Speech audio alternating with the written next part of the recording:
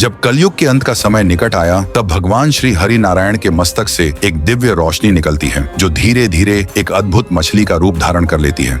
लेकिन उसी क्षण उनकी दोनों आंखों से भी तेजस्वी प्रकाश की किरणें निकलती हैं और वे सूक्ष्म रूप से उस दिव्य मत्स्य में प्रवेश कर जाते हैं। यही भगवान श्री हरि का प्रथम अवतार मत्स्य अवतार प्रकट होता है। कुछ समय बाद वह दिव्य मत्स्य समुद्र में तप कर रहे राजा सत्यव्रत के हाथों में आ पहुंचती है और वह विनम्र स्वर में कहती है, राजन कृपया मुझे जल में न छोड़िए, मैं एक नन्हा मत्स्य हूँ और इस बहुत गहरे समुद्र में भयंकर जलचरों के बीच मेरा जीवन संकट में पड़ सकता है। कृपया मेरी रक्षा कीजिए। राजा सत्यव्रत वह राजा उस मत्स्य की रक्षा का वचन देकर उसे अपने कमंडल में रख लेते हैं। लेकिन जैसे ही वे उसे महल में लाते हैं तो मत्स्य का आकार बढ़ने लगता है और वह तकलीफ में कहती है, राजन यह पात्र मेरे लिए बहुत छोटा है, कृपया मुझे किसी बड़े स्थान पर रखिए। तब राजा उसे कमंडल से निकालकर एक बड़े जलपात्र में रख देते हैं, परंतु वहां भी मत्स्य का रूप तीव्र गति से बढ़ने लगता है और वह पात्र भी छोटा पड़ जाता है। इसके बाद राजा उसे एक विशाल जलाशय में स्थापित करते हैं, पर वहां भी उसका आकार निरंतर बढ़ता ही चला जाता है। यह देख राजा सत्यव्रत आश्चर्य और हैरानी से भर उठते हैं। लेकिन तभी वह दिव्य मत्स्य फिर से निवेदन करती है, हे राजन कृपया करके मेरी रक्षा कीजिए, यह स्थान भी अब मेरे लिए छोटा पड़ गया है। यह सुनकर राजा अत्यंत व्याकुल और विचलित हो उठते हैं। तो दोस्तों, अगले पार्ट के लिए चैनल को सब्सक्राइब करके कमेंट में जय श्री हरिनारायण जरूर से लिखें।